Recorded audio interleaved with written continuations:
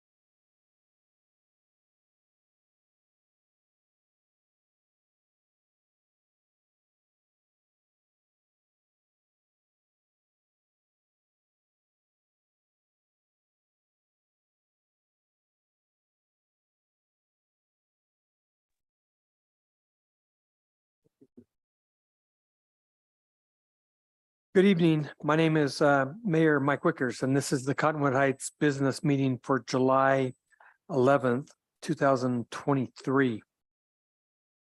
I am going to ask Chief Russo if he would lead us in the Pledge of Allegiance this evening.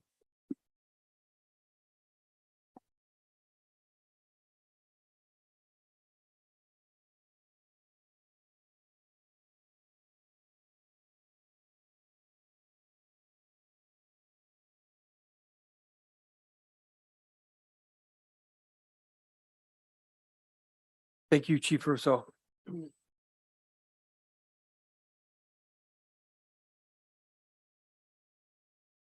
Okay, item 3 on our agenda is a citizen comment period.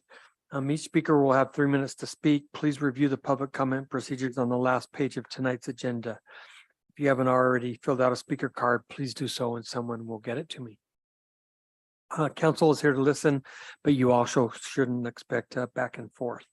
If you do have questions, staff will respond to you within a couple of days. So the first person I'd like to call up is John Tomich. Hopefully I said that. Come on up, John.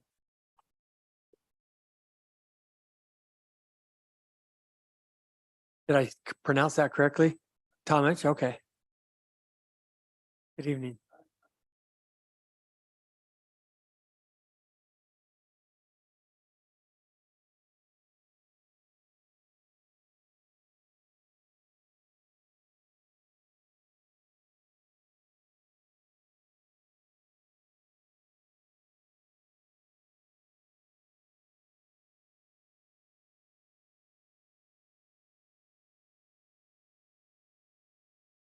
John, is your microphone on? Is there a green light?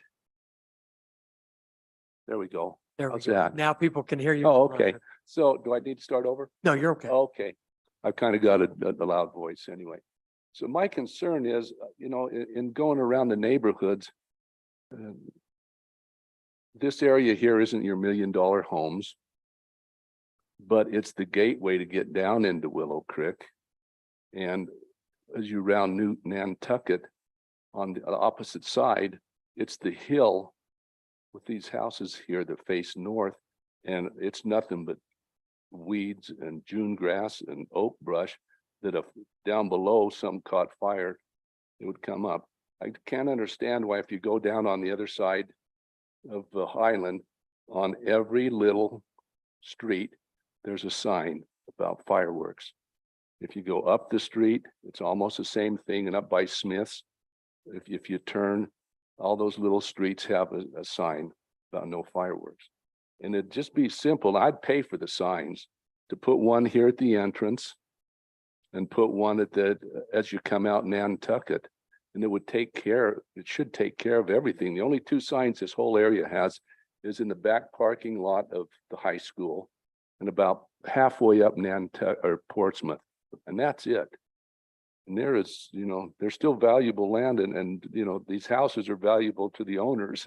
They don't have to be $1 million homes. And so I know that the fire marshal is the one that determines that.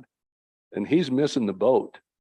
You know, he's really missing the boat because, you know, if you drove around and noticed there's a potential for big fire disasters in this little area right here, and we don't have the proper signage.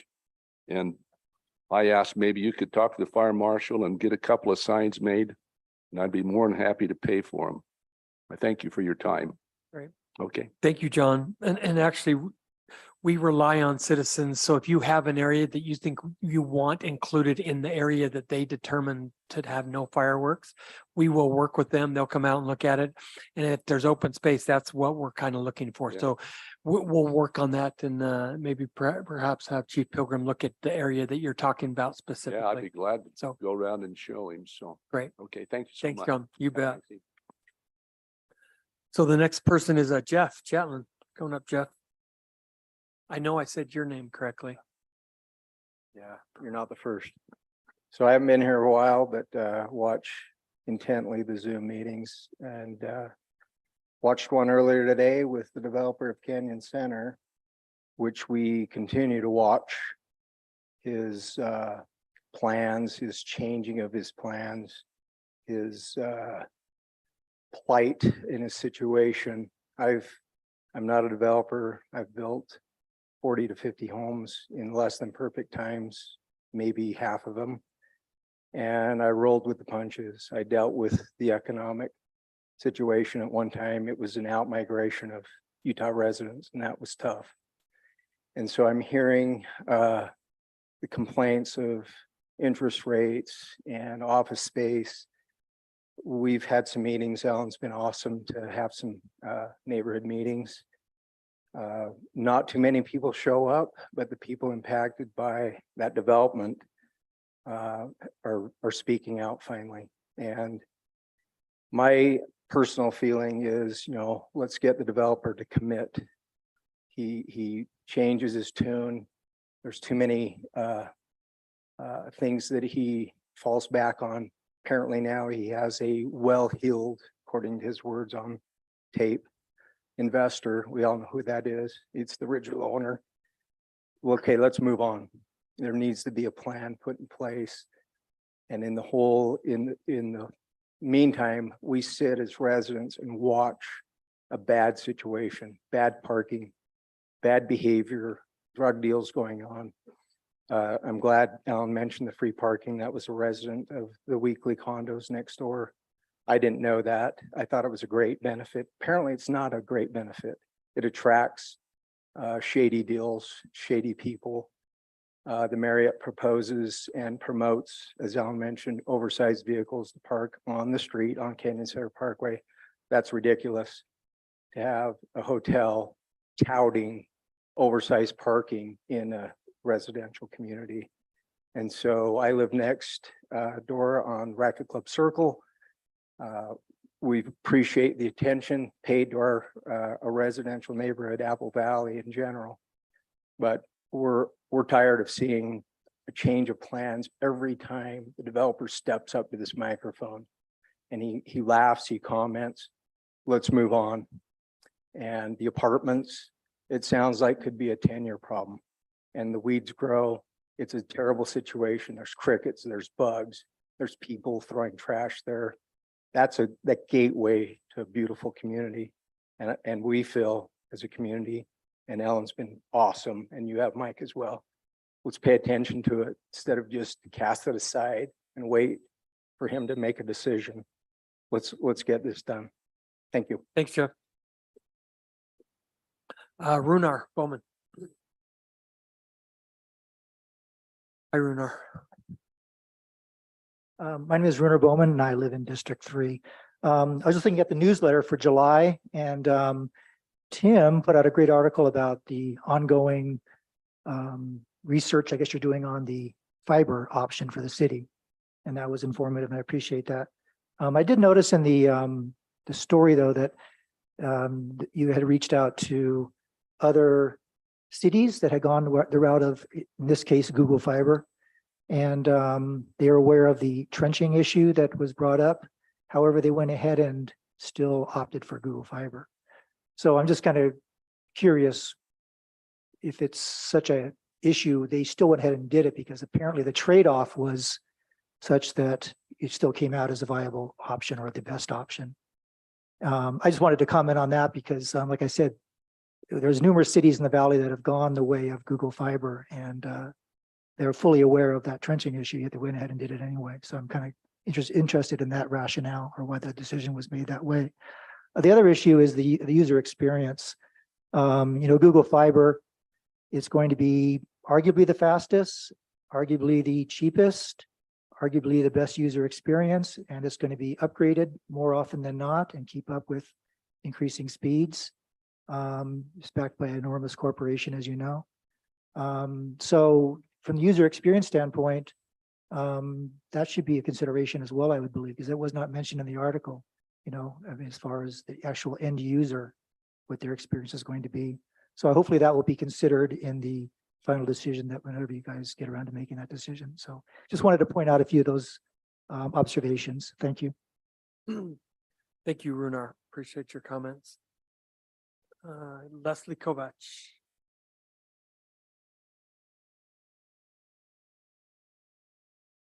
Hi, Leslie. My name is Leslie Kovach. I am a board member of Save Not Pay. I'm here tonight to talk about current traffic situations, air and water.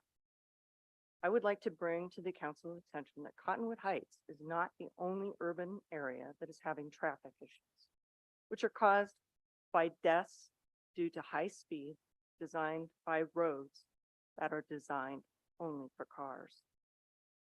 The main issue that roads have been designed is just to get a car from one place to another. It divides the community. It divides our, where I live on the east side of Wasatch from anything on the west side. What I found interesting, and the reason I'm here tonight, is on Sunday morning, had a program, and it was discussing traffic, discussing cars. The lead story was a woman who lost five of her family members in a traffic accident, pedestrian car traffic accident. This woman is moving forward and is asking all the communities to focus on current road design, separate people from people who are in danger. We see them every day on Wasatch Boulevard, on bikes, walking. We're going to have hotels up there. Large, fast roads are killers. We've witnessed this on Wasatch Boulevard. I've seen people run the intersection 3 times this last week on a red light, and they're going down at 7. Just a minor lack of attention will easily kill people who are not surrounded by 3,000 pounds of metal. When will our city take a stand and demand reduced speeds on Wasatch Boulevard? Speed cameras, red light cameras. I ask that each of you watch this program and understand the problem that needs to be fixed in our community and similar communities across the country. They all face the same problem. They have a street that is in one jurisdiction that divides their community. Let's work together to get this fixed for all of us.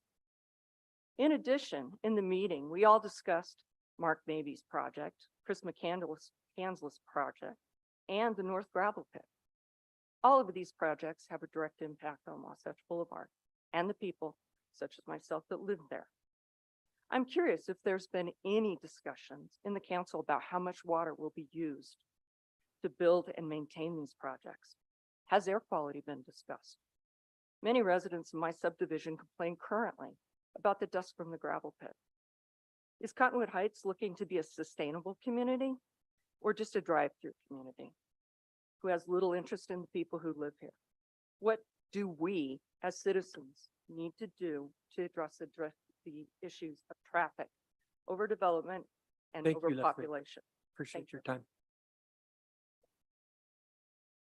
Okay, do you see anybody online or do you have comments to submit? Yes, I have two comments. I forwarded them to the council and they're part of the record.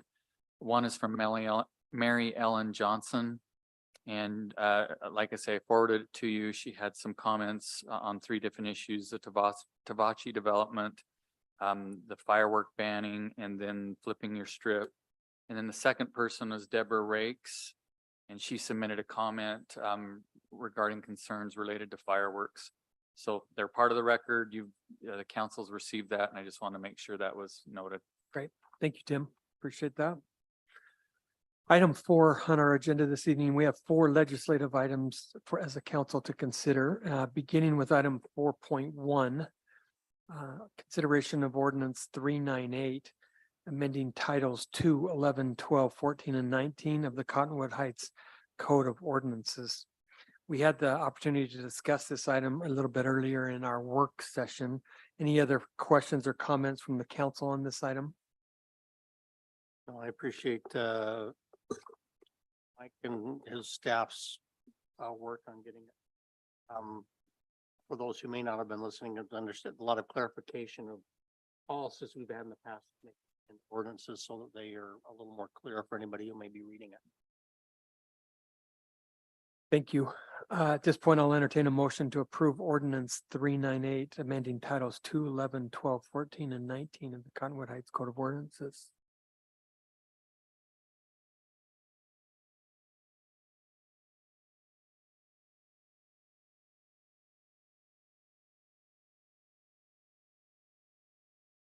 I motion that we approve. Do I have a second? Second that. A motion to approve from Councilmember Holton and a second from Councilmember Burrell. Final questions? Call for the vote. Councilmember Bracken, Yes. Councilmember Burrell, Yes. Councilmember Holton. Yes. I will vote. Yes.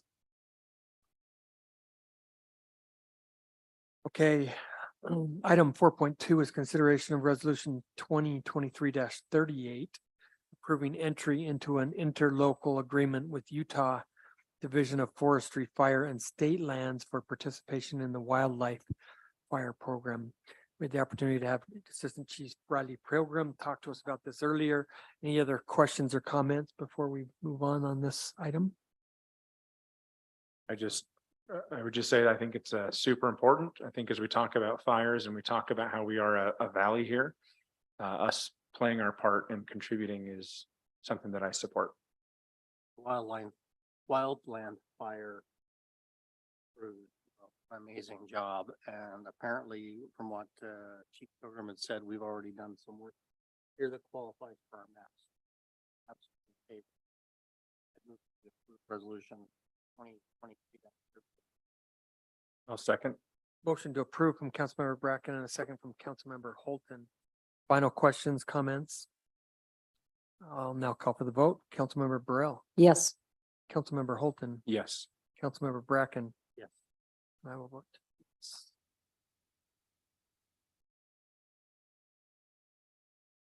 Next is item 4.3, consideration of resolution 2023-39, approving an appointment to the Historic Committee.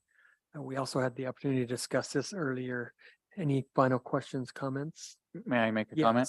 Yes. I noticed that Mark Lentz is online, and so he's listening, and I appreciate his willingness to serve. I'm recommending approval of his appointment. And like I mentioned in the work session, he brings a great background with his work as a professor in history that will be exciting to have him as part of the Historic Committee. So I'm recommending approval and wanted to note that he's online. I would also like to comment that I was very impressed with Mr. Lentz during the District 1 application process. And I am absolutely thrilled that he is coming onto the Historic Committee. Thank you so much, Mark Lentz. And yes, Mark, thanks for dedicating your time to the city. Absolutely. Well, second. Hopefully he'll be in the booth at Butlerville Days and we can. Can I get a motion to approve resolution 2023-39? Baptize for lack of emotion. I make a motion that we approve. Oh. Second. Motion to approve from Councilmember Holton, a second from Councilmember Bracken. Final questions, comments? I'll now call for the vote. Councilmember Holton, Yes. Councilmember Bracken, Yes. Councilmember Burrell. Yes, I will vote.